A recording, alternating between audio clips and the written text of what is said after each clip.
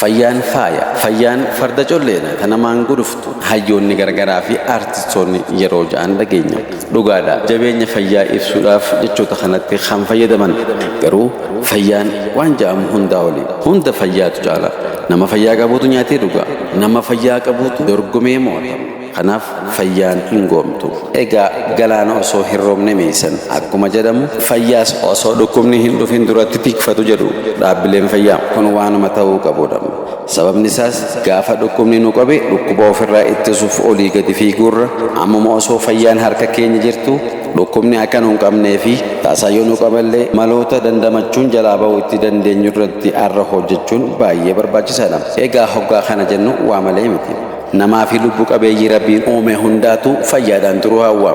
Duuba gaa fayyaadhaan turuun hawwiidhaan qofa kan ta'u osoo hin taane rabbi wajjin dhaabbilee fayyaa fi ogeessota fayyaatiin gorsa adda addaa kan nama hordofuudhaan karaalee dhukkuboonni garaagaraa itti nu qabuu danda'u hubanne ofirraa eeguun fayyaa keenya haa tikfannu jecha kan kana kaafneef tibbana naannolee kibba Itoophiyaa irraa ogeeyyiin fayyaa fi hooggansi dhaabbilee fayyaa naannoo Oromiyaa godina Harargee Bahaa aanaa Gorsum dhufuun hojiiwwan eegumsa fayyaa maatii fi qulqullina naannoo irratti hojjetaman raawwatanii muuxannoo qooddatanii jiran. Kanaaf hojiiwwan eegumsa fayyaa waliigalaa akka godinichaatti karoorfamanii hojjetamaa jiran irratti imaammataa fi tarsiimoon fayyaa maal jedha kan jedhu irratti itti gaafatamaan waajjira fayyaa godina Harargee Bahaa obbo Abdulaziz Abdurrahman waan jedhan qabu. Karatoma hojiileen akka godina Harargee Bahaatti jirtu bareewwan dabra keessa hararfne qulfiileen initiative ilaaluu dandeenya. Dhaabbilee fayyaatti wajjin hojiilee ol qabatu.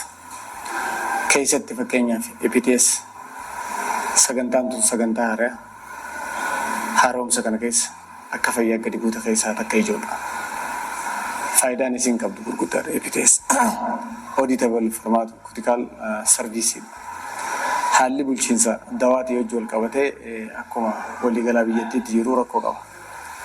Dhaabbileen fayyaa odeeffannoo ilaaltan taate foddaa xiqqoo takka keessatti dheessii akka malee kan namaa turedha. Kanaaf hogguu dheessa kanaa wajjin wal qabannee ilaallu manneeniif danda'e ijaaruudhaa fi babal'isuu hojii wal qabata. Eega babal'ate booda shelfiileen iftoomina qabdu sirna bulchiinsa dawaatii wajjiniin akkaataa kaa'amuu qabdu kaa'amee namni tokko sarviis akka baankiitti harkatu dawaarraa akka harkatu godhudha jechuudha. Ifaan ifattoonni ilaalama jechuudha. Kanaaf ni shaffisa. Iftoomina qaba. Itti gaafatamummaa illee qaba. Mana san keessatti kaameeraan maxxanfama hooggansi bakka taa'u taa'ee dijitaalaayizeeshinii sirna bulchiinsa dawaa san keessatti akkaataa itti nama raabsan akkaataa itti gorsa fudhatan dawaa wajjin wal qabate waan addaa godina Harargee Bahaa keessatti kan mul'achaa jiruu fi dhaabbanni keenya irra guddaan amma aanaa 24 irratti buufata fayyaa jiru hundarratti kan karoorsanii 24 irratti kurmaanuma sadeen ji'a saayillan dabre kana keessa waan raawwatamedha. Gama kaaniin ultrasound initiativeedha. Haati takka golooda irraa kaatee yookaan giraa dhufuu mayyuu irraa kaatee giraa dhufuu irraa hambisa.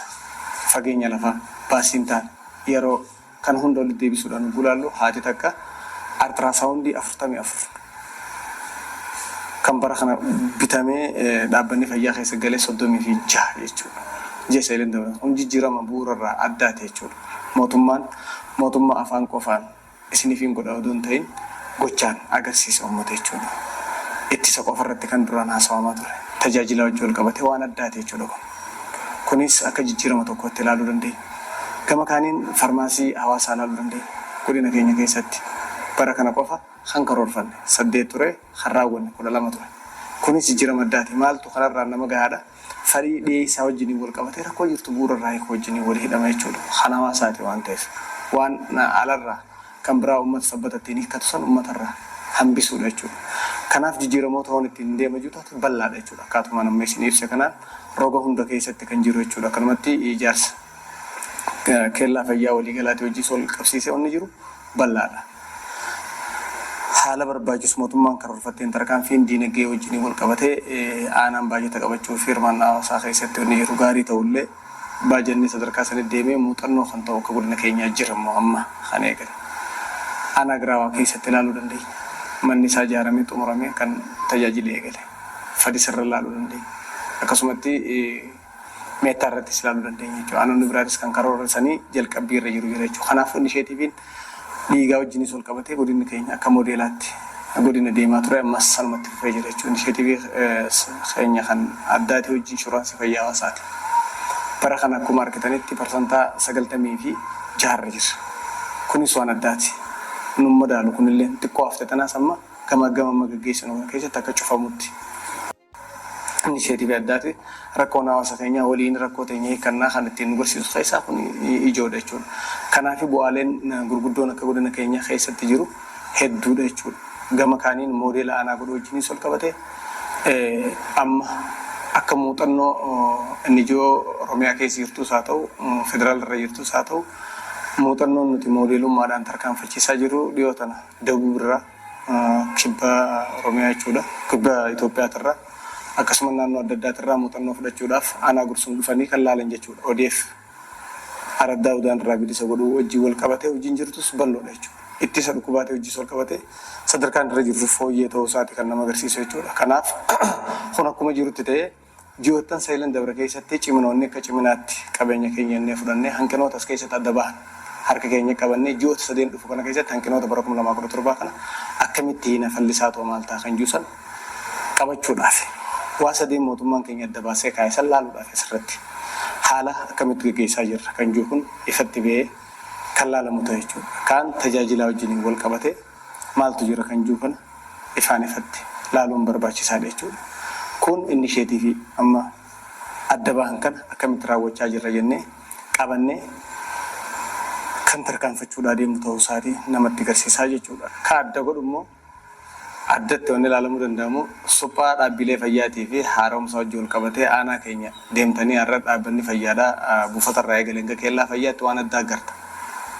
Dallaa wajjin wal qabatee qalama dibuu wajjin wal qabatee suphuu isaatii wajjin wal qabatee keellaa fayyaarra waan addaa argita. Buufata fayyaatti si gudheetee buufata fayyaa waggaa 20 fi qalamni isaan jijjiiramanii kan keessa taa'aa turan. Har'a guutuu taanota hundarratti qalama isaa guutuutti jijjiiranii sireelee achi keessa jirtu bifa adda ta'een taaraan bakka buusanii fi tasuphan jidduu jijjiiranii kutaa da'umsaatti kutaalee hunda keessa kan jiru jechuudha. Buufanni fayyaa hundinuu waan mul'atu. Kan ammas hin jiru kun inishetiivii takka. Kun keellaa fayyaa bu'uuraati kan laalamuu danda'amu. Fi keellaa fayyaa waliigalaa akkasumas keellaa fayyaa buufata fayyaatiin waliin makame sadeen kana laaluu dandeenya. San keessaa keellaa fayyaa waliigalaatii wajjin wal qabatee godina keenya keessatti aanaan 2-3 tokko kan hin ta'in hundinuu bu'uura isaa lafa kaayyateeti karoorfatee baajata baasee carata baasee itti deemu jira. San bifa adda ta'een kan lafa qabate ta'uu isaati. Kunis inishetiivii takka. Kun dhiigaa wajjin wal qabatee waltajjiileen nuti gaggeessinu tunillee dhiigaan goolamamti booda irratti kan dhiiga kan jiru qabna. Waltajjiilee adda addaa irrattis hanga ammaatitti raawwiteenya karooraa ol raawwannee jirra jechuudha. Kannaa dhiigaatii wajjin wal qabate jechuudha. Kaan waan irreefis hin jiru epiteesiinis inishetiivii keessaa takka altiraasaawundiin inishetiivii keessaa takka. Kanaaf wannummaan akka waliigalaatti sadarkaa akka muuxannootittis ta'u qaawwataan rammasiin jiru kana wajjin wal qabatee waan babal'aan raawwatamee jira. Xixiqqoo haftees xareenii. Itti gaafatamaa waajjira fayyaa godina Harargee Bahaa obbo Abdul Aziz Abdurrahmaan ni galatoomfanna. Nutis wanni har'aaf qindeeffanne kanuma. Kan birootiin hanga wal arginutti nagaatti jecha qopheessuun kan isinii dhiyeesse anaaf Dimuumeeti.